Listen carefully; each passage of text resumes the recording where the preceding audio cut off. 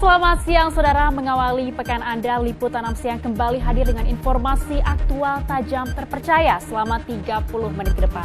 Bersama saya Desi Frila, berikut informasi utama kami siang ini. Kita ke informasi pertama saudara, banjir akibat jebolnya tanggul yang merendam ratusan rumah warga di perumahan Cahaya Jati Asih, Bekasi, Jawa Barat telah surut. Tanggul sementara disiapkan namun dinilai kurang efektif mengingat curah hujan masih tinggi. Ya saudara, sehari pasca banjir yang terjadi di Jati Padang, Pasar Minggu, Jakarta Selatan, proses perbaikan tanggul Kalipulo mulai dilakukan. Bagian tanggul yang bocor ditambal dengan karung berisi pasir untuk menahan rembesan air kali ke permukiman warga. Ratusan warga Kolong Tol Pluit yang huniannya terbakar pada hari Sabtu lalu, saudara, kini masih menempati tenda pengungsian di sekitar lokasi. Namun padatnya posko pengungsian membuat sebagian warga memilih untuk tetap tinggal di bekas lokasi kebakaran dengan alas seadanya. Dan saudara, meski dibangun di atas lahan ilegal yang tidak diperuntukkan sebagai hunian, warga Kolong Tol Pluit bisa memiliki kartu penduduk hingga akses listrik yang dibayar per bulan. Lalu bagaimana kondisi warga pasca kebakaran di sana? Reporter SCTV Janet Lee akan melaporkan informasinya langsung di lokasi. Kita ke informasi lain saudara, hari ini seluruh siswa kelas 12 atau kelas 3 SMA dan sederajat di seluruh Indonesia menghadapi ujian nasional berbasis komputer atau UNBK. Termasuk para siswa kelas 12 SMA Negeri 1 Sentani Jayapura, Papua yang sekolahnya sempat diterjang banjir bandang beberapa waktu lalu.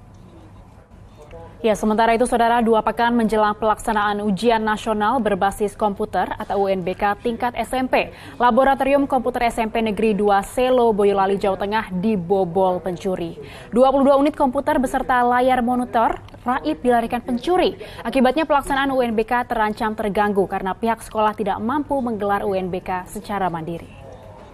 Kita kembali ke ibu kota saudara, menandai beroperasinya Moda Raya Terpadu atau MRT secara komersial. Gubernur DKI Jakarta Anies Baswedan berangkat kerja menggunakan MRT.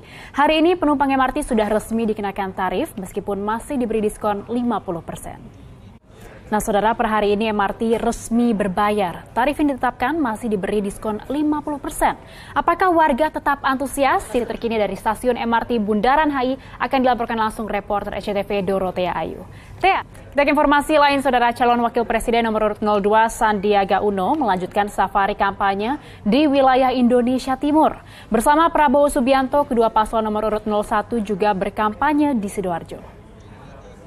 Ya, sementara itu saudara, Cawapres Maruf Amin tiba di Jawa Timur. Maruf akan berkampanye berkeliling Pulau Madura. Sementara relawan Jokowi Amin menggelar kampanye damai di Pasar Kota Metro Lampung. Ternyata tak mudah saudara untuk lolos menjadi petugas sortir surat suara di kantor KPUD Polewali Mandar, Sulawesi Barat. Warga yang mendaftarkan diri harus menjalani serangkaian proses pemeriksaan ketat. Hanya warga yang dinyatakan lolos pemeriksaan yang bisa masuk ke dalam gudang tempat pelipatan surat suara. Saudara, pengemudi ojek diajak belajar bahasa di Liputan 6 Siang saudara. Berbekal kemampuan berbahasa Inggris, seorang wanita yang berprofesi sebagai marketing di sebuah perusahaan swasta tergerak membuat wadah belajar bahasa Inggris gratis. Uniknya, kelas ini dibuka untuk para pengemudi ojek. Bagaimana kisahnya? Simak dalam sosok berikut ini. Dan saudara, tetaplah bersama kami di Liputan 6 Siang. Kami akan segera kembali usai jeda. Terima kasih Anda masih bersama kami di Liputan 6 Siang saudara. Menyusul adanya larangan upacara ngaben selama upacara Panca Walikrama berlangsung, ratusan jenazah membludak di sejumlah rumah sakit di Badung, Bali. Karena melebihi kapasitas, peti-peti jenazah pun memadati pelataran hingga halaman rumah sakit. Saudara, sebuah lagu dibuat khusus untuk menyatukan Indonesia, mengingatkan kita akan kebanggaan pada tanah air tercinta.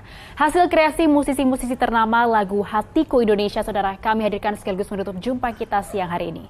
Saya Desi Frila pamit, sampai jumpa dan salam SCTV.